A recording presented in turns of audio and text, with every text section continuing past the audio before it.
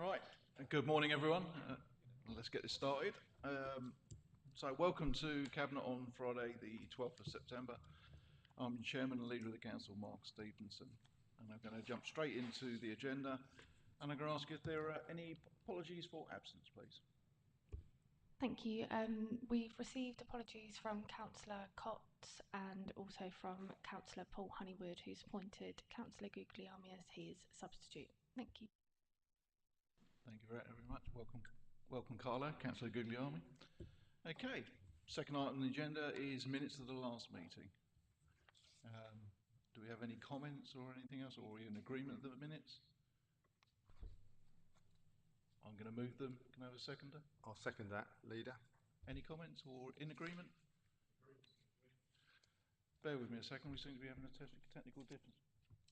I think it's okay. You just need to put the volume. Yep. Can you hear me now? Excellent. Right. It's a good start. Okay, so I'll move the minutes. Councillor Henderson has kindly seconded it. Are we in agreement? Thank you very much. Item number 3 is declarations of interest. I invite anybody to make any of those declarations. No? Okay, in that case, number 4, announcements by the Leader of Council. I have none in this case. And so I'll jump straight to number 5, which is announcements by Cabinet members. And I believe, Councillor Henderson, you have some. Yes, thank you, Leader. I've got a couple of announcements. One on the Tendering for Growth fortnight, just to remind people that those events are getting closer by the day, and hopefully the word's out there. And if it's not, for us to spread the word that these are excellent events culminating in the Business Awards night. Just to remind members, the first day of the events is on the 22nd of September, which will be here in this room and led by our Chief Executive. And it's on the subject of how business, local business, small, large, whatever, can work with our councils, both at Tendring District Council and Essex County Council, covering procurement. So that should be a really interesting one. There's one also on AI, the effects of AI on creative culture and tourism. And there's another one on right and successful bids and grant applications. I'm sure there'll be groups and voluntary groups and organisations out there which would benefit from attending that. And then we've got the Tendering Jobs and Skills Fair on the 25th of September. Always a good event, well attended, plenty of exhibitors, plenty of opportunities for possible jobs for the future, skills and apprenticeships. Then we've got on the 30th of September, we've got supporting startups in tendering. And then on the 30th of September, also we've got the impact of supporting young business people, entrepreneurs, which is a really excellent opportunity.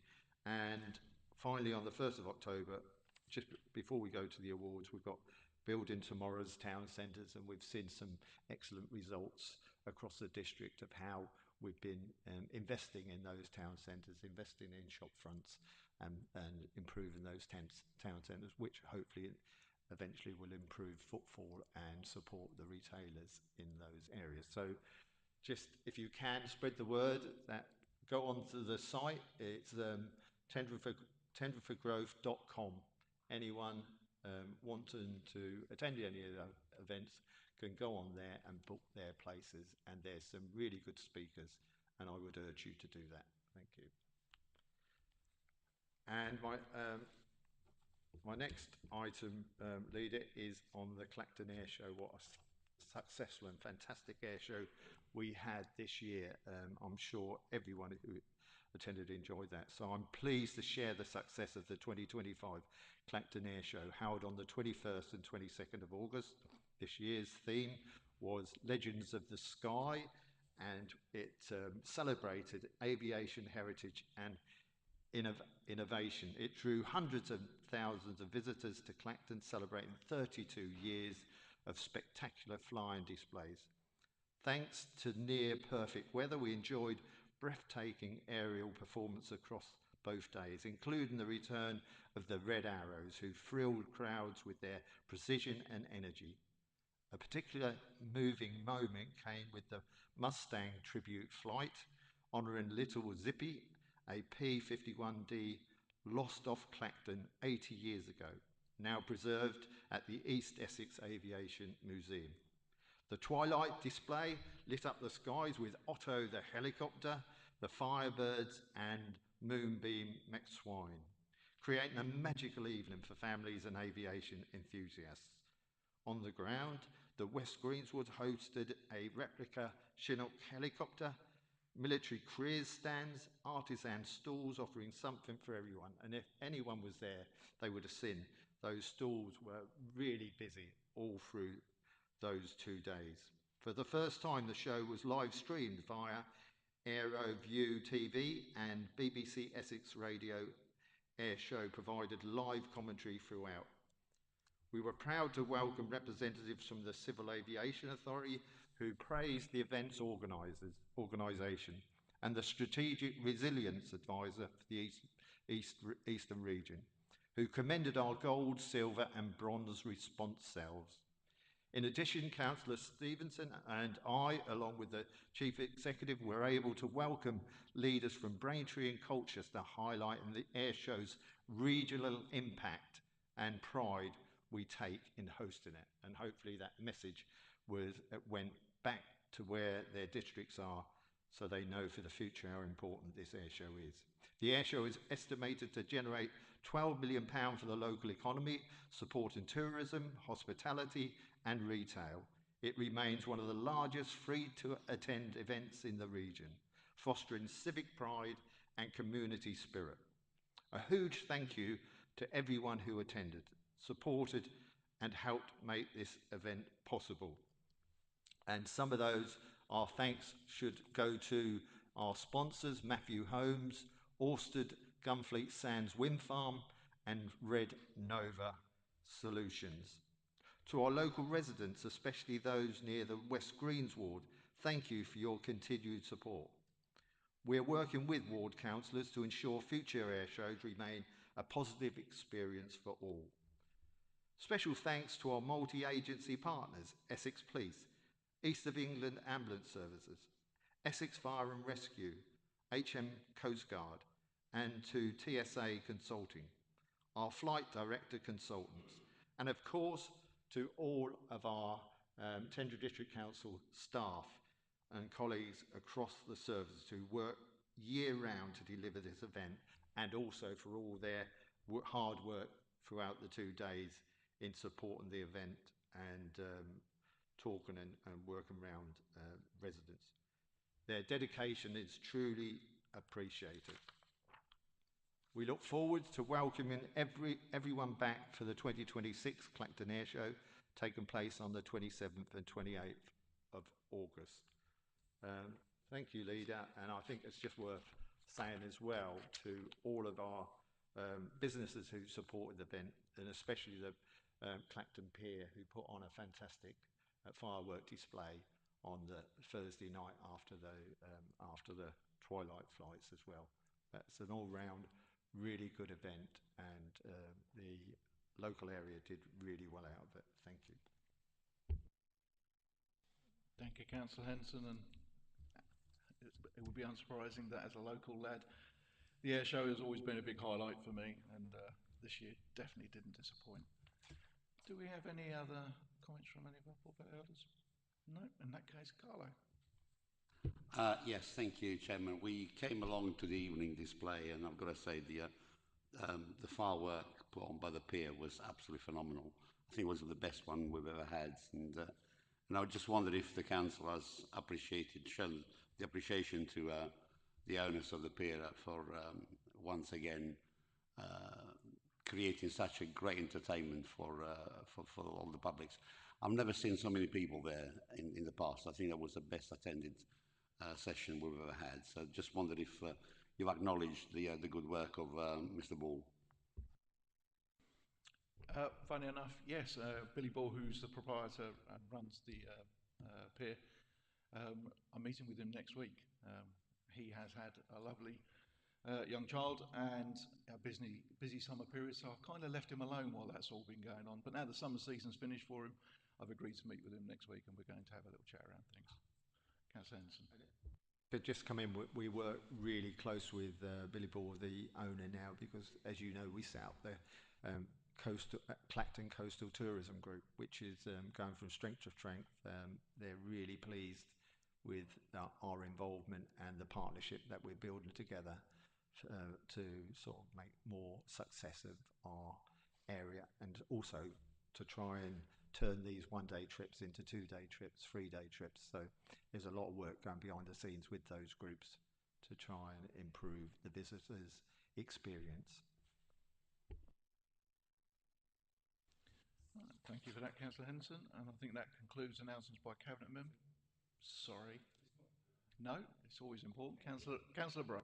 Yeah, I just really wanted to add that I was there too. It's a fantastic event, the air show, we know that, and I'm hoping that as we're here today discussing LGR, that we'll do all we can to encourage whichever council or unitary council takes over from us to continue with it.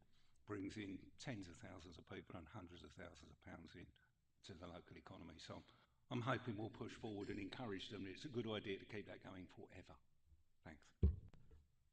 And just on the back, because I think it's worth saying, and I hope members don't mind and officers don't mind, but I think we should make a special mention of Jessica Bryan, the event director, and her team for all the hard work they do throughout the year. They'll be starting to plan next year's from now, but as we know, it's not just that they're planning, it's work as normal as well.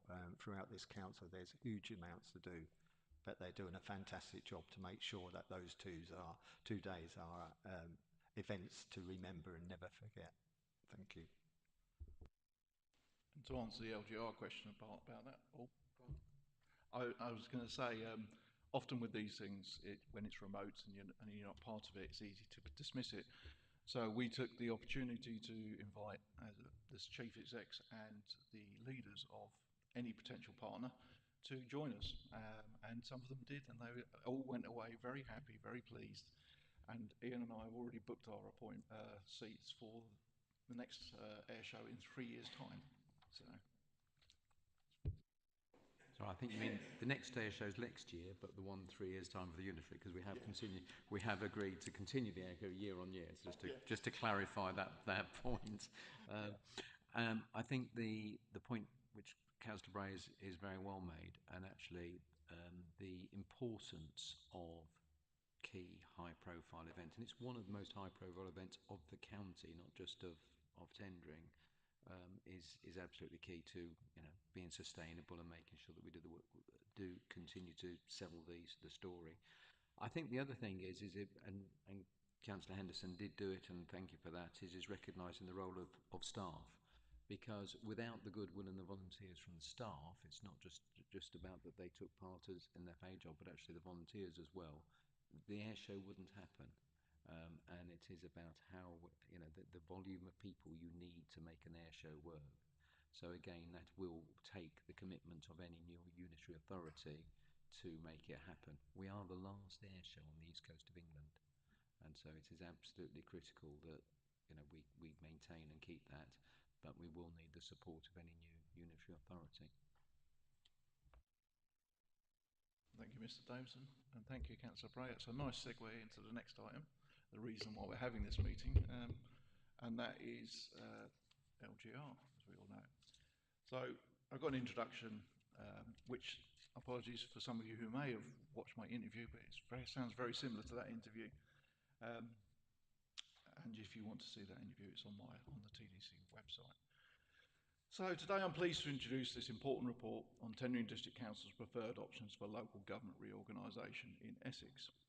As members will be aware, the government has asked councils across Essex to come forward with proposals for how local government could be reshaped. This is about replacing the current two-tier system of Essex County Council and district councils like ours with a new model of unitary authorities. There are several options being put forward: a 3-unitary model for the whole of Essex, 2 4-unitary proposals also for Essex, and a 5-unitary proposal, once again covering all of Essex. But this report sets out my recommendation for a clear preference, the 5 unitary model. Why 5? Because we believe it best meets the 5 key principles we've used to assess the options: localism, a strong sense of place, existing partnerships, high quality service delivery, and financial sustainability. Under this model, Tending would be grouped with Colchester and Braintree, an area with shaped geography, strong community links, and established working relationships. It would also create smaller, more local councils closer to the people they serve than the 3 or 4 unitary models. Of course, we recognise that not everyone will agree, but this recommendation reflects the majority view of the council, informed by cross-party discussions, both at full council and from reaching out to members, and a careful weighing of the evidence available. Ultimately, and this is very important, the decision rests with the government, and we will prepare for all eventualities. But it's vital that Tending has a clear voice and shape in the future, and that we are ready to grasp the opportunities that change may bring. So I commend the report to Cabinet and welcome your support. So that was my written brief, very much like my interview. And I think I didn't really want to take too much in time and let the conversation flow around Cabinet. So I'm going to look for a seconder. I'm happy to second that, Leader, your comments and the report. And I think it's would be a good idea to take a few minutes to remind us of why we're possibly here and how long ago since the last changes took place. We all know that the last change for local government reorganisation was in 1974. And I do believe when you look at the report and what's in front of us, there is a time when you have to start and you have to press that reset button. And I believe this is not change just for the sake of it. It's change to make a difference for our residents. More simpler and understanding system. How many times do we as councillors have people come to us at town council, district council, county council, and are not sure who delivers what? This is going to be a much clearer system for residents to understand. And it gives us the opportunity with devolution coming with it, with leaders talking to mayors, leaders of these unitary authorities being able to talk directly to an elected mayor, and the mayor actually sitting around the table in their cabinet office, as they have done in number 10, talking to senior cabinet members and the Prime Minister.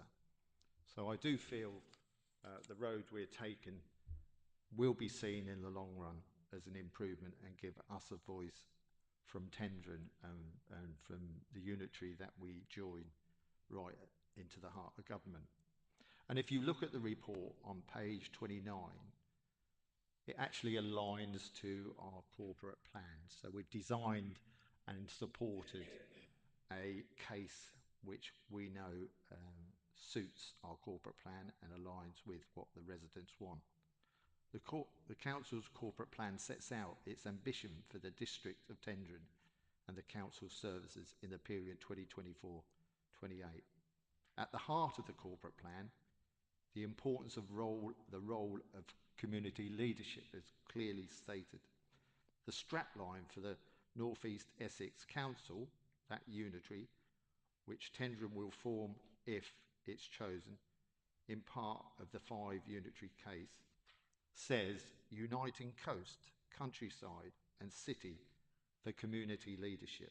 Again, in line with not only the principles set out on page 21 of this report, but also in line with our corporate plan theme, which also says working with partners to improve the quality of life for our residents and provide financial sustainability. And again, if you look at the companies, the organisations, the outside consultations which have taken place, they say that the 5 is a sustainable option for the future. All of them have come out the same. For an LGR survey, specifically in relation to the 5 unitary authority model, with stakeholders and with residents, businesses and communities in Greater Essex, the response to the survey highlights and again highlighted the importance of residents' place on having local authorities that are aligned to their own sense of place and community. I would just say this, having also been a county councillor, I know that residents say to me, and they ask me the question, why is Chelmsford making decisions for the benefit of people in this area? Why are those decisions not made more locally? Now, if you look at one of the options, Chelmsford's 40 miles away. One of the other options then put us into 58 miles away. That's not localism. That's not engaging with communities.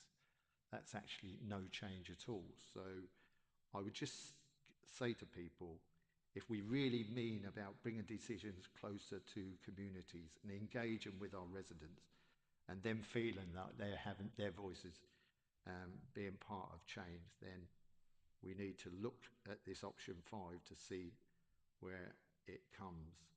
And also, I think option 5 understands the challenges. It also understands the opportunities that business, economic growth and job security can bring. And if I give you an example of my portfolio at the moment, and we know through devolution that skills are going to be part of the mayor, directly elected mayor's responsibilities working with unitaries. And I'm not saying that things are not working, they're bad at the moment, because there's lots of work going on promoting skills, there's lots of work going on careers in schools. We've got the STEAM events which go on to schools showing opportunities. But at the moment, if you look at the fragmented way that we look at skills and the relationship with business at the moment and the Institute, we've got Essex County Council got a skills plan. We've got Freeport East has a skills plan. We've got North Essex Economic Board has a skills plan. The new Essex Business Board is looking at a skills plan. We at Tendron have a skills plan. Surely the future needs to be that they come together. We listen more locally to businesses and what their business needs are. And we design our education, our skills training, our apprenticeships along the lines of what our businesses' needs are within that unitary authority. And we work together with the mayor, with government, making sure the right resources are passed down to make sure that our young people or people who are actually changing work and changing careers and needing extra skills are included. So I'd say, and finish off by saying, I think yes, and I praise the leader and the chief executive for all the hard work they're doing on this, and all the officers, monitoring officers, S151 officers, all are working really hard up to now. But there's still lots and lots of hard work to do. So we do support them and we do thank them for all their work they're doing. But I do think at the end of the day, this will be the right decision for residents and they will see the changes that are needed. Thank you. Thank you, Councillor Henderson. Thanks for speaking. Have we got any other cabinet members? Councillor Barry. Yeah, thank you, Leader, and thank you, Councillor Henderson. I fully endorse what you've said, and I fully support the recommendations that we have on page 25 of this report. But I do think it's important to look back as to how we got here, and looking back 9 months, I think, at the County Council meeting where the decision to proceed with devolution and LGR was taken, there was a huge lack of information around that decision. I think, echoing what Councillor Henderson said about the work of the chief executive, our chief executive, and the leader, I think they have done a quite remarkable job, along with their supporting staff, in keeping us informed about how this whole process has developed. We've had members' briefings, we've had cabinet briefings, we've had full council discussions. So I don't think, you know, we can say that we're not well informed on this whole issue. We're now in a position, you know, where we've been represented with professionalism and dignity across the county, and the preferred option that's come out of all those discussions is the one for five unitaries, which, as I say, I fully support. Now, tendering district council has been around for 50 years, I think, back to 74. And Councillor Henderson's right in saying, yes, sometimes you need a reset, you need to reframe and adjust to changing times and conditions. And I think this is an opportunity for us to do that. But we will be, I mean, looking at the key principles, one of them is around local identity and community empowerment. And there is a concern that if you look at the proposal for us merging with Braintree and Colchester, the number of councillors representing people across those North Essex unitary will reduce from 173 to 100. Now, some may say that's a good thing, but it will bring pressure on those elected to do their job effectively, and they presumably will have a bigger workload. So it'd be really important to get the right people in those positions. And echoing again what Councillor Henderson said about one of the key principles being to maintain local identity, this is clearly been seen as the most important aspect of this from consultation with local residents. They want to have a sense of place and community, and I think we in Tendring are in a very good place to take that aspiration forward.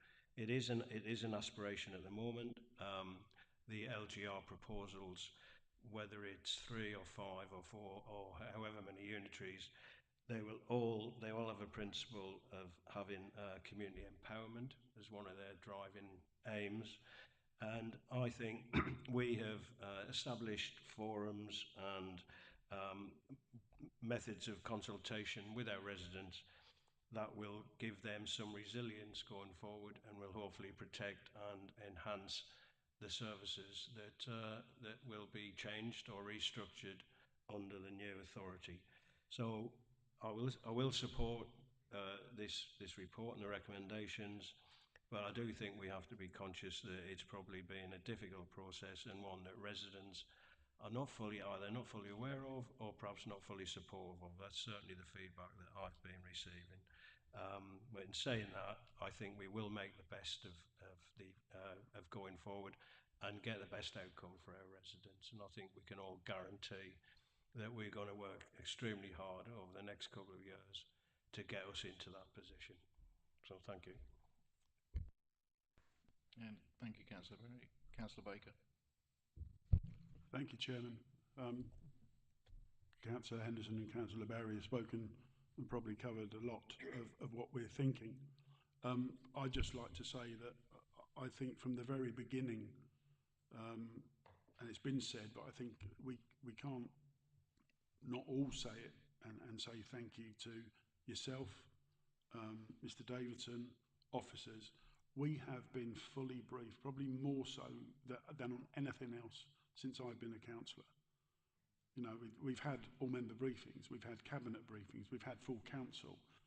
Everybody has had the opportunity to put forward their view, whether they agree with LGR or not. We probably all have a personal view as to, you know, whether it's right or wrong, but what was from the outset we decided as a council was we will leave tendering in the best possible place, and that has been reiterated and reiterated. And I think that is what we must do, is with this recommendation, which I fully support, is that we leave tendering in the best possible place. Some of us are not going to be here in 2028, myself included. Others may be. There may be new councillors, unitary councillors, but you make sure that you do the best for tendering, in my view. But also you'll be representing other places as well. With regard to, I'm just looking at the principles. I won't go through all of them, but we already collaborate with Braintree and Colchester. We've got the local plan. We've got the tendering Colchester Border Garden Community, and I keep saying that we really need to change the name because it's far too long to keep saying. We already collaborate. We've collaborated since, I don't know, Councillor Guglielmi will no doubt know the exact date. It's been a long time coming, and we're still doing it. We are still collaborating. And I know that our planners and our planning team are always talking to each other about, you know, that has an impact on us and Colchester and Braintree, in effect. And also, so that's in regard to my planning portfolio hat on. But in regard to housing as well, officers have been, since this came to be, you know, we've been, and before, you know, they talk to their counterparts in other councils about the issues around housing, around homelessness, which doesn't just affect us, it affects everybody. It affects every single council. So we're already doing stuff with other partners. What's more important is it's local. It keeps the local decision making. And I think that personally, sometimes you look at something, it could be too big. So I think 5.2 or the 5 unitary is the best for tendering, and I fully support the recommendations. Thank you, Leader. Thank you, Councillor Baker. Councillor Placey. Thank you. I too support the 5 unitary option, and I agree with previous speakers that it's our job now to leave tendering in the best possible place. I think at the heart of this is our residents, always has been, as far as I'm concerned, with what we do. And to quote one of the principles, keeping local government as local as possible and embedding local accountability is important for that. And so the smaller it is, the easier it is to keep to that. For me, partnerships, we've already got existing partnerships in health and in education. We work very well with Colchester through the Alliance. We also work with Colchester and Braintree through Career Track, with the Tendering Education Strategic Board. So there's opportunities to make them even better, I think, but keep it smaller. And I'm going to quote page 45. I really, really think this rings true, that the 5UA proposal supports place-based delivery tailored to local needs, integrated health and care models, and improved local partnerships, something that we're already on the road and doing very well. So this can only make it better. Thank you. Thank you, Councillor Placey. I'm pretty sure everybody's going to come in here, so I'll come to you guys in a bit. Councillor Scott, you had your hand up next. Thank you, Leader. Following on from my comment from colleagues, and I fully support all the comments made, and a lot of work has been done by officers, especially Ian Davison and his team, and the Leader of the Council for explaining how LGR works, and all members' briefings at Cabinet. It's a lot of work, and I don't know how he did it, but well done for everyone who's done that. But what I'm saying is option 5 for 5 unitary authority, in my view, will keep people in tune with their local authority. If it's too large, then people will be put off. But having a 5 unitary authority will still get people, will keep people involved and to know who their local representatives are. It will mean we will work with our partners at Colchester and Braintree. We already work with them, as previous colleagues have said, and it will bring investment and economic growth in that area even more so. And for me, as Cabinet for Arts, Culture and Heritage, being joined up to Colchester, the first capital city of our country, that will spread out. It will be a ripple effect, like putting a pebble in a pond, and historic and cultural arts will spread from coast to Braintree. So I'm happy for the option of 5. Thank you. Thank you, Councillor Scott. Got a bit of a list. I'm going to come to Councillor Smith, then myself, then Mr Davidson, Councillor Guglielmi, Councillor Bray, and then Councillor Chapman. So they give you an idea of just how much we've got. Councillor Smith. I'm going to keep it brief. I'd just like to mirror the comments from my cabinet colleagues.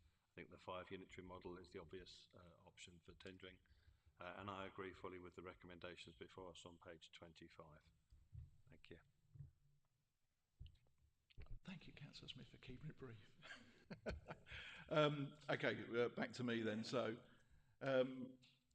LGR, you know, is probably the most important thing on the agenda and probably will be for quite some time. And I think it's important that if we actually had a vote on this, our members, our residents, we probably wouldn't do it at all. But it's really, really important that people and the residents and the public recognise that TDC is not the decision maker. I'm not the decision maker. All I'm doing is purely picking out a proposal that we support. And that proposal best aligns with what tendering residents' wishes are and the TDC's corporate plan, which Councillor Henderson really spoke about before. And I think it should be important to note that whilst we talk about all the bits and pieces around the finances and everything else, we have 2 gigantic firms, PwC pushing one side of the equation and Grant Thornton pushing the other side. Both are worldwide companies. And I think this is not ultimately going to be an accountant's decision, but it's going to be a political decision. For me, the option 5 is financially sustainable, but that's only where we could put it. If a unitary decides it's going to employ more people or do better services, it might make it financially unsustainable. And it's across the country, LGR, where it's already been rolled out, nobody can actually guarantee where savings have been made or what's best. Otherwise, we'd probably all be following that sort of mantra.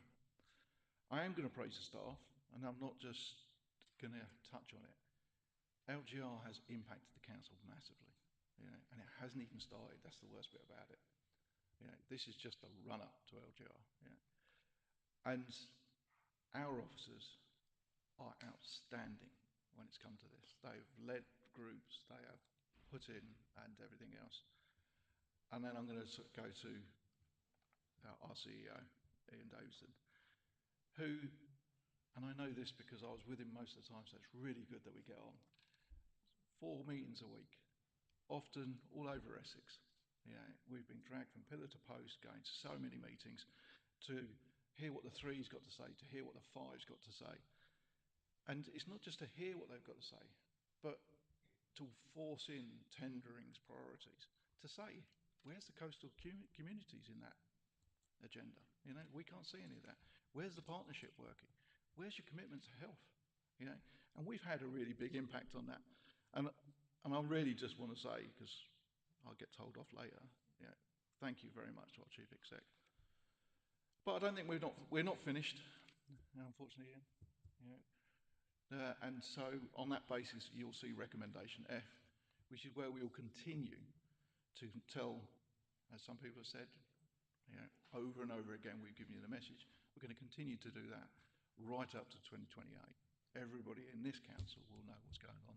And we know how valuable that is, because when we go and sit in other councils and their members go, what's happening? And you're like, what? You don't know. So I'm really, really pleased. Obviously, my recommendation is for 5. And I think I'll leave it there. Mr. Davidson. Thank you, and thank you for your comments. And also, you know, we don't want to sort of talk about leader, but yes, it has been a phenomenal and intense piece of work. And actually, it's worth remembering that TDC actually wrote the initial submission, which we wouldn't have been here without us. And that was sort of all TDC did that, so they were there. A couple of points I'd like to make actually is not about whether it should be a 3 or 5. I just want to talk about whatever the outcome, because we are not the decision maker, Essex County Council is not the decision maker, Southend's not the decision maker, Thurrock's not the decision maker, or any other councils. The decision is by the Minister and Secretary of State. So whatever the outcome is, however, is that we will work closely together with Essex County Council, with our colleagues at Braintree and Colchester, if that's the configuration, which 3 out of 4 actually does put us with Braintree and Colchester, so anyway. And we will work closely with them. And that is really important to highlight, because we do need to come back together and say, what is the best for tendering, regardless of whether it's 3, whether it's 5. We can discuss that today, but we're not the decision maker. We can support it. But what we will be a decision maker about is how the ethos, the culture, and the way that the new unitary is formed, because we will form part of that. You will form part of that. Some of you will be shadow authority members on that, and so will be twin hatters or even triple hatters, depending if you're county councillors, district councillors, and also on the shadow authority. So that is really important. The work which Essex County Council has got to do is phenomenal, because they've got to disaggregate budgets for adult social care, children's services, highways. And I heard it the other day saying that's the biggest piece of work, but we must not think that Essex has got the biggest piece of work, because we've had our senior managers forum on Monday. We've got all of our staff are coming together. Every single member of our staff will be thinking about A, personally their own role, B, the future of their service, and C, what will it mean for them in terms of where they will work. And actually, it will take a lot longer than 2028 to sort all that out, because it's a very long process. I want to thank all our members, actually, because the way in which you have conducted yourselves in doing this has been incredibly mature, has been incredibly thoughtful about tendering and about the best possible place. And even where you may not have all agreed on the direction, whether it be do LGR or not, or whether it be 3 or 5, I'm going to say it doesn't matter. I don't mean it doesn't matter. I mean, you're not the decision maker. But actually, the way you've conducted yourself really does matter, because it demonstrates to staff that support. And what you just said there, Leader, is really important to staff, actually, because it will get replayed. They will watch it. And I say to our staff now is that we will be talking about this on Monday at our staff briefings. So the key decisions then will be about the types of services, what they want. Your point, and it's unusual, and I can see why you said you wanted to go before me, because you've nicked some of my lines, which is usually the other way around. But the point about the way in which we reconfigure is key, because you could have a new unitary, whether there's 3 unitaries or 5 unitaries, and on the first council meeting, one decides to make, poor investments in, I don't know, energy companies or something. Don't think that'd happen, but anyway. And another one will actually be very prudent, like we are, and actually put within a balanced budget. So whether you're 3 or 5, it will be how that authority conducts himself. So we have a lot of work to do in making sure that the culture of that new organisation is right. The culture is the sort of culture which, across all of us, will work.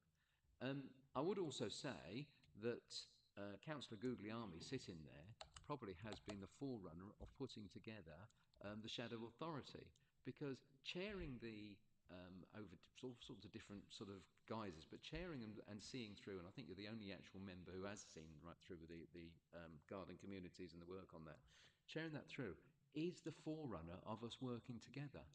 And I'm talking directly now to Carlo, to Councillor Guglielmi, but recognising how that at times is bumpy, bringing people together. But because of the maturity of our tendering members, actually we were usually the ones who steered that through.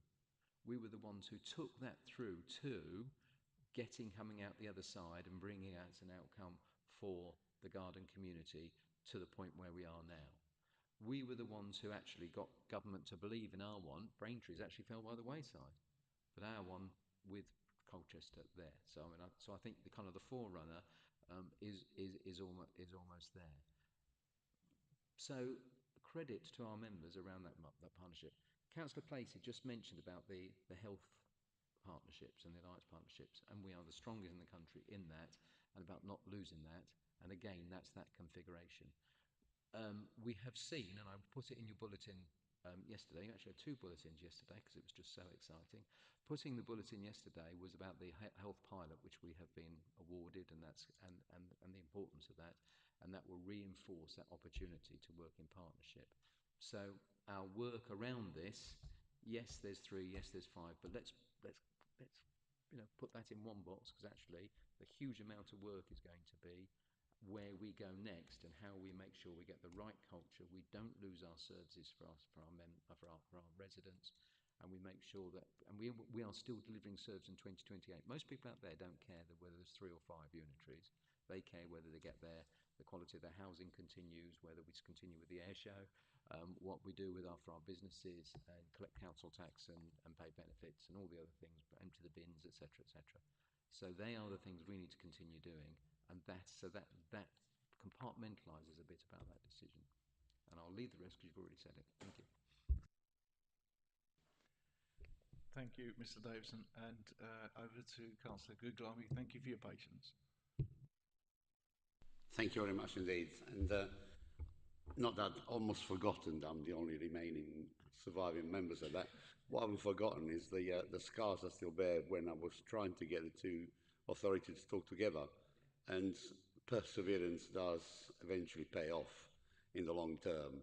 But you've got to have very clear principles of what you want to achieve. And of course, and I'm glad you did say, speaking after the 6 or 7 people, all the things that I was going to say without being said. But Tendring did take the lead in this. You know, it played a massive part in the interim plan, and especially at a time where it was like pushing water uphill. You know, it was herding cats and things, because everybody didn't know where they were to go. And again, that's something that this council has always done: leadership. We've always found a way to cut through the chase, and this was a great example on what Tendring has achieved, and the interim plan was accepted, and all the rest is history. The great benefit of democracy is that we're all entitled to our own views, and sadly I cannot count more than 3. You know, I'm struggling with numbers, but I'll go past 3. It's quite difficult to go beyond 3. But on a serious note, anybody can make a case for whatever you want to promote. You know, you can dress it up to whatever, and I'm not going to go through all the less duplication, cost efficiency, the financial stability and all that, because those arguments have been done. You know, it's been said. It will not be our decision. It will be a decision made by would be a political decision, but very heavily influenced by the treasuries. All the various forums that we've been, the 4 of us together, that's been very, very clear. It will be a decision that will be made on the finance aspects. Yes, the community will be taken in consideration. The locality will be taken in consideration. I'm particularly interested in the neighbourhood action boards, whatever it called, delivery board. Yeah, there will be something that will link the where the parish council exists, and the direct fixing the broken sign that's been there for about 5 years in the ditch and things. So there are some good news stories on that, you know. We mustn't forget the civic side of it, because that's not been mentioned at all, and the voluntary sector, which play a massive, massive part into the running of. No authority could deliver what the voluntary sector does. And as it's been said at the beginning, you know, the events like the air show and things, you know, they really must not be lost in translation. I attended, I've always have done for the last 6 years now, an event called the It's My Life Festival, which is an event a week that the Essex County Council stages for all the children in care. And it's incredibly moving what they do there. And as the staff give up their time for the air show here, Essex County Council staff give their time to patrol and man and manage, you know, this incredible event where all these very unfortunate children forget their perils and troubles and that, and they're treated to all sorts of different things, you know. And this year I went with Councillor Spence and Councillor Durham, and there were dinosaurs dressed everywhere around there, and there was all sorts of things, and children were having a fantastic time. So that's one of my concerns, that all those nice to do things are forgotten. So much emphasis, and rightly so, has been put on finance at the moment and sustainability, and and the 5 principles that you've identified, you cannot argue with them. It'll be great, and we'll do everything we possibly can. The cost and the payback, that's what the discussion is really. You could, as I said, you could make a case for the quickest return for your bucks, one way or the other. You can do one for the 3.2, which are really supported, now it's become 3.4, or for the 5.2, which everybody seems to be in this room seems to be quite keen for. The one thing is, you must be very careful not to expose yourself to unnecessary risks, such as adult social care. That is the one thing that has been red flagged in many, many forums. It's no secret that the population in Tendring and Colchester are the oldest, the fast aging in the whole of the county. And the cost of adult social care in the north of Essex far, far exceeds that in the south, where the population is that much younger. And, you've got to also take into consideration that the council tax base, is that going to, unless you've got enough money coming in to pay for care. Care is now projected to rise by 40% by the year 2030. We're not that far away. And yesterday I chaired a scrutiny committee, People and Family, where we looked at the CQC report on the Essex social care service, and it was really good, which is great, but there were some areas which are going to be almost impossible to tackle because of the vastity. And the biggest fear, and on Thursday, Wednesday, Councillor Henderson unfortunately got too late, and you couldn't remain. But we stayed until about 6 o'clock in the evening to and considering the whole meeting, accounting meeting in the daytime, it's like all day thing there, really, and there were really, really good scrutiny of the proposal and some really good questions. And the big question mark that everybody has is on social care, how that's going to be split up from now a good rated service by Ofsted. How's it going to go forward, once it splits down to 5 or 3 or 4, however many we're going to be. I just hope that, once we know which option government comes up with, everybody will stand up to that and not still try to hold fire and to hold onto their power base. Because let's face it, for us in tendering, our future is more or less written in the in stone, isn't it? Braintree and Colchester, geographically, we're there, Whether it's Malden, whether it's Uttersford, it doesn't really matter, does it, But for other places south of the county, it's going to be a lot more difficult, and that's where the trouble will lay. I think, for us, and the conversation I've been having with everyone that asked me about LGR is around that. We're quite stable, we're very similar, and it's been said, the partnership work will be done, and the local plan progression, as Councillor Baker said, it's proven, its track record speaks for itself, But, there are still, and I'm still thinking, some of the specialist services should be delegated to one authority who then can deliver on behalf of the others where they can buy into that. That would be the best and safest way, that way you minimise the exposure's risks, and then you can still carry on delivering crucial care to the most vulnerable people in this country, but in this county. I will still support 3.4 because I can't count any more than past 3, but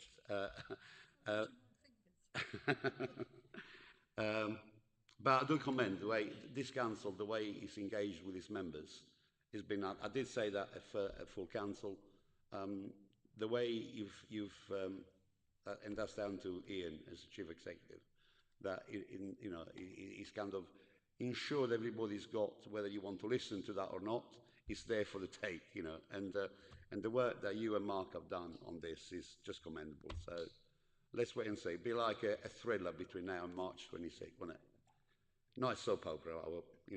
Let's call it a thriller. That's my lot there, Chairman. Thank you.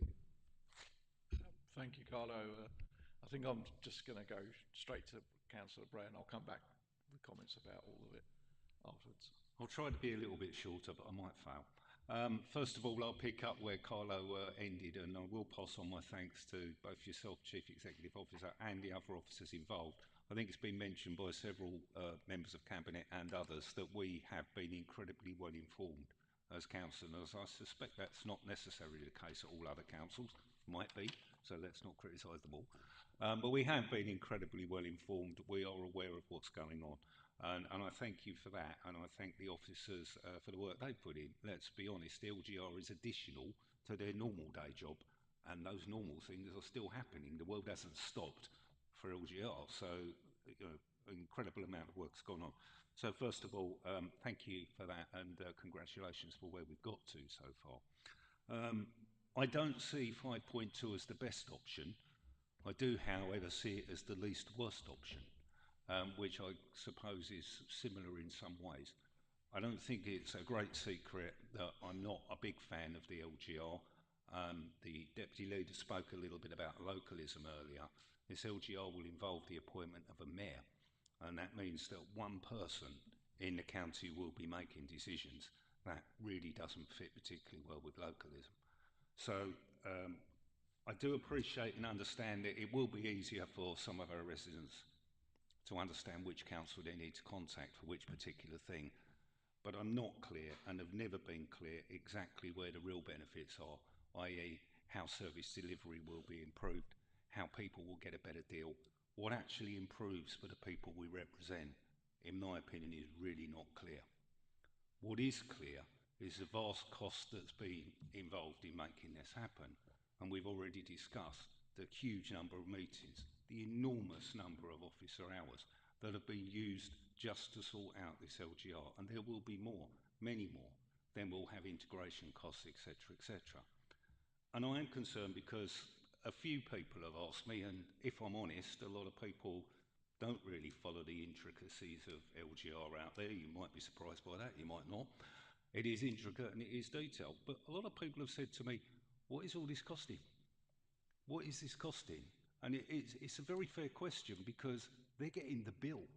It's the taxpayers who are paying for this. And I would appreciate if there's some way that we could have the courtesy to tell them how much the bill's going to be. That would be quite a nice thing to do for the guy who's going to get the bill. So that concerns me, and that's really my issue here. My issue is, yes, I think 5.2 is the least worst option. You notice I didn't say best again. I'm hoping that it does come out well. I'm hoping that we land up with a decent set of services for our residents, perhaps even improved services if that's in there and it's possible to do it. I pick up also on a couple of things my colleague said regarding the civic and the voluntary services, which do not seem to have got much of a mention so far and really need to be taken into account. As you said, we spoke about the air show at the beginning. Things like that, things that we do. There are many things I know right across the district, and all parties and all councillors are involved in all kinds of voluntary things that are good for the district and good for the area. And I agree, we mustn't see those lost, whatever happens. Of course, this is not finalised yet. It's not our decision. The Minister will decide. And one of the possibilities still remains that they might decide not to do it at all. That's still a possibility. And so we could really do with getting to a position where we have some certainty and some understanding of where we're going for councillors, for our officers, employees of all the councils who I'm sure would like some certainty in their future, and for the residents as well. I do support 5.2 because it's the least worst option, but I do thank everybody who's put the work in, and I do mean everybody who's put the work in to get us to where we are. I'm sceptical, I've often been sceptical, you all have heard me say that before, as to what will come out at the end of this sausage machine. But I'm hopeful that it will be good. Thank you, Chair. Thank you, Councillor Bray. Councillor Chapman. Thank you. As leader of the independent group and speaking to my group, we do support the 5.2 scenario of it. But you've pinched most of my comments, Mark, this time. I'm going to really speak about the staff because that's who I work with closely. When this was first announced, I sat in a meeting in here and I think the look of shock on the staff's faces and the feeling in the room, I don't think anybody really understood what was going on. I'm not certain we all do still, and I have to agree with all the comments that have gone round, particularly the support that you and Ian have given to us as councillors and kept us informed. But I just want to thank particularly the HR department and the way they've led. We've got the expertise. We are advising Colchester and Braintree so often on the correct procedures because they don't have departments like ours. And I know a comment about, I think it may have been Braintree, about interviewing. Well, how do you do your interviewing? We put our services forward, by the way. We've got the best interviewing panel going.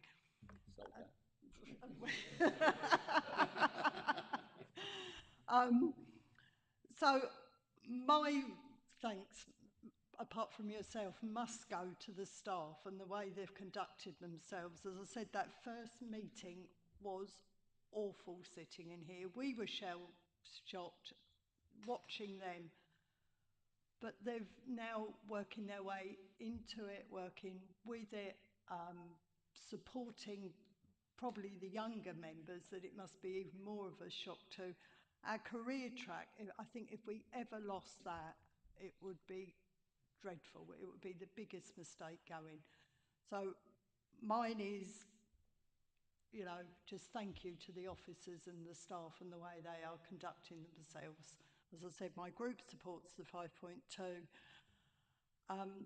But I'm a bit like Councillor Bray. I'd like to know where the savings are going to be, because by the time it's all been sorted and the money it's going to cost to do it, I really don't know where there's going to be any savings. Thank you. Oh, go on then. On the savings, I had written it down on my side, but I kind of overlooked it.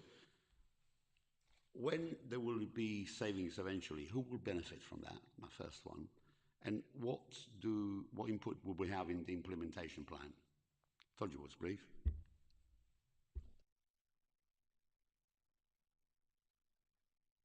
Yeah, very. Mr. Davison, if you could address the implementation. Yeah, I think that the savings one, which all three of you asked, is almost a rhetorical question because we can't answer it. So, because obviously, as I said earlier, it will depend on what decisions the new authorities make as to, you know, if you had the same budgets and they just translated into them, and then did they carry on, but did they reduce? You could map that. But decisions will be made by the 3, 4 or 5 authorities, whatever it might be, to say what they're going to do and how they're going to conduct services. It's also how contracts are done. I mean, Councillor Guglielmi sort of says about how can you have them scaled up. There is no reason why the new unitaries can't work together to have joint contracts in whatever scale they do it. But will they? We don't know. That will be a political decision. So in answer to the savings, it's a very good rhetorical question. But genuinely, and if you look at the mapping by PwC, so I'll take the 1 with the 3 about what happened looking back. You can't say what would have happened with a pound, shillings, and pence, to show my age, because you don't know what those decisions are. In terms of the implementation plan, there is a model in there which we're following. I want to kind of get below that, though, and just sort of talk a moment about that, because I think that Katie has done a fantastic job of creating relationships with Braintree and Colchester and are already working through staffing implications, are already working through that transfer. So if I can just say this, is that for our staff, all our staff TUPE into the new inheriting organisation. That's what it's called, the inheriting organisation. So they all transfer into that. Now, you know, we know that due course of time then there will be work which could be undertaken to where they will do, you know, service reviews, they will do reorganisations, but that will be over a period of time. So whilst Dave really transfers in on the 1st of April 2028, then over time going forward, that might 3, 4, 5 years. It took about 5 to 7 years for Northamptonshire and Cornwall to actually become as a single. And in fact, some of the bits are still working. But in the early days, they carried on as 3, and then it was more than 3. Anyway, they carried on as separate organisations that came together. So in terms of the implementation plan, yes, we've started. I think we are, well, I know we're, I don't say we, I think, because we know we are unique in terms of already setting up a shadow board with Braintree and Colchester and looking at some of the things behind it. So we're doing an audit of things like our assets, our contracts. We're looking at things like our the workforce and the work Kate is doing. Lisa's working around the governance and the potentials there, which is also being used by others. Richard's been working around the finance aspect. So a lot of work by senior people are going into that work. But we're also looking at our contracts and having a revised contracts register. You know, we all have a contracts register and it's always perfect. But we know that custom and practices happen and they're not always perfect, but actually we need to know every single one of them, including those ones which are custom and practice as opposed to the big ones like the waste contract. So you can't have, as a contract, you do not want things what's called cliff edge contracts where they finish on the 1st of April 2028. There's got to be a period where they run into, because otherwise your services stop then, and the new authority hasn't got time to go through a process for them to inherit. On the other hand, you can't what's called fettered discretion of the new authority by having long-term contracts going into 2037, 2040, because you, sitting in a new guise, if you're the new shadow or the new shadow authority, may not want to actually undertake those contracts or that work in that way. Councillor Placey talked about that relationship with health. Well, health's reorganising as RSCBs, so will we do it the same way? Probably not. But if you've got a contract which takes you to 2037 on something, then you're pretty stuck, and either it's going to be costly to buy yourself out, or you've got a legacy which is a long term. So in terms of the implementation plan, there is many strands of how we do that. But I will go back to what I said earlier. A core and key part of that is our relationship and working with Essex County Council. We won't be harmonising any services with Southend because we don't do any with Southend. We won't be harmonising any services with Thurrock or Inheriting Debt because we won't. Sorry, did I say that aloud? Because we don't have those. We do with Essex County Council. They share our residents. So that is going to be the key. So that is part of the implementation plan. Is it perfect? Is it there? No. As Councillor Stevenson said, you know, those rounds of meetings haven't stopped and thank God we can stop those. They're now going to be talking about how do we move forward and those sorts of things. But procurement, contracts, finance, assets. Assets is another huge one. You know, Essex County Council is County Hall. How do you divide that up in terms of the value? Because just because it sits in Chelmsford, Chelmsford gets it all? No. So, you know, so there's many there. Debt. The actual biggest debt is Essex County's, but it's service debt. But it's not an asset-backed debt because it's roads which they borrow against. So how do you manage the disaggregation of that as well? So I just highlight the myriad of things which we're already starting to look at and start to think. But all I can say is rest assured, I've got one thing in terms of my mantra going through this and with Mark the Say is putting tendering in the best possible place. That is what we will continue to do. Councillor Henderson, you want to come in and then I'll wrap it up. Thank you, Chair. I'd just like to take an opportunity to wind the clock back a bit, because if you remember, before this we were talking about a levelling up and devolution bill, and we were talking about county deals. Now, I was a against county deals. I'll tell you now, Essex were going for one. And during those discussions, because I was at the county council network meetings, and there wasn't a lot of discussion which were favourable on districts. Now, I don't know, none of us know where districts would have ended up with those county deals. This way, districts are involved within those, they come within those unitaries, and we've got some control of our destination and future. I believe under those county deals, powers would have been taken away from districts because they were talking about economic growth going to mayors, talking about summer planning, infrastructure funds like 106 going to being controlled from the centre. This way, I think we've got a better opportunity to have those powers within those unitaries rather than those county deals. They really did worry me. So I do think this is a better case than what was on the table before, and that was with directly elected mayors. And again, Essex County Council were going for that, a level 3 with full powers and control at Essex County Council level. And I'll go back to it. Over the years, my residents, I'm sure other residents have said the same. Why can't we control our highways? Why can't we control our bus routes? Why can't we control, when a bus turns up in a certain area? This gives you that opportunity. I suppose I've been lucky enough to have worked with some of the city regions on their transport policies. Liverpool, Manchester, West Midlands, different mayors, different parties, 2 mayors from one party, another one from another. And you can see the success that has grown from those. Yes, over many years, but the control they've now taken, you can go there and see them now in control, like Mersey Travel, their buses. They've got control of them under franchising. Manchester's got the same.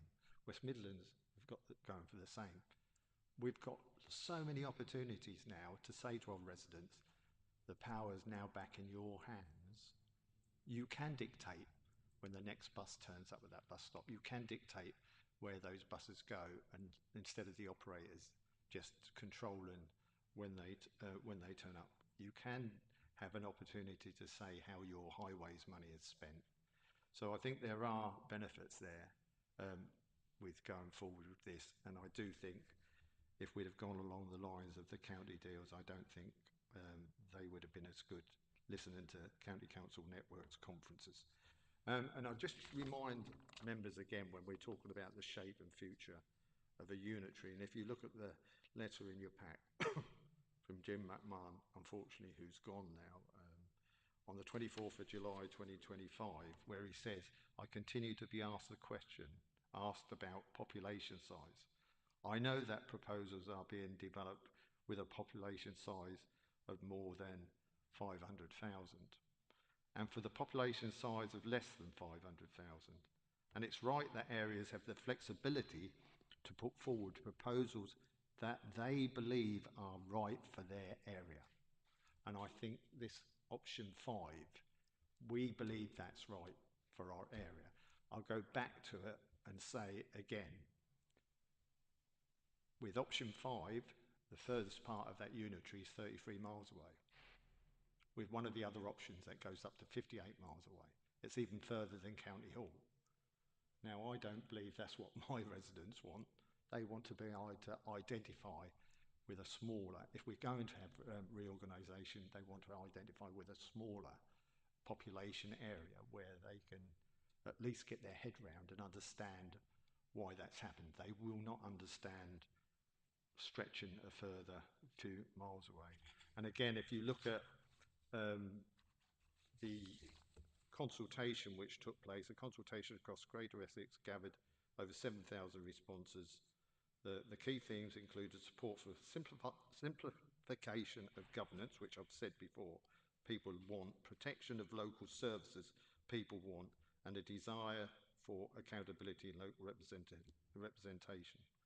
And it also said deliver and improve services and provide better value for residents. We all want that, and business while retaining the strong local identities that are so important to our communities. And I think, again, option 5 actually identifies that quite clearly. And I think, like I said, residents, I think, will understand why we're going for option 5. I don't think they'd understand why we're going for any other option. Thank you, Chair. Thank you, Councillor Henderson. Right, I think I'll wrap this up. So just a few comments to address some of the comments that came forward. Voluntary sector, I think you brought that one up, Carlo. And you're right, and it won't surprise you that we recognise their importance. And the Chief and Exec, sorry, somebody's knocking on the door, it felt like. The Chief and Exec and I actually went to CVST and briefed all the groups there about what the LGR was all about. And it all comes back to how we value our partnerships and everything else. Also, other things that you didn't bring up, though, Councillor Scott and I went up to a cultural art and sport conference, and it sounds like something really exciting, but that conference was looking at the impact of LGR and devolution on those three things, because once again, they're not high on the priorities list. We're too busy talking about how many and the money. I suspect that our conversation next week when we're at county, with my county hat on, it will be a very different conversation to one we're having today. But as I have said to Councillor Benty, who's the leader of Exeter County Council, that after this is all done, we'll all have to work together, and he's in total agreement with that. Councillor Bray, you mentioned the mayor. The mayor's devolution, and with the greatest respect, we're talking about LGR today, so it's a different conversation, and I'm happy to talk about that another time. Costs, so everybody brought up costs. Mr. Davidson sort of addressed that. In the packs, there are, well, actually there isn't in the packs, but there are reports out there for 3, 4 and 5.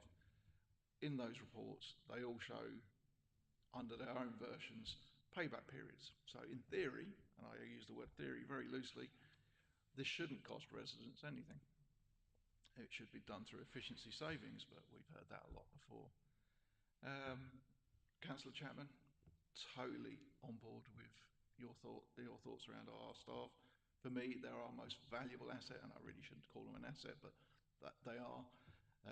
And Mr. Davidson and I will do our very best by them.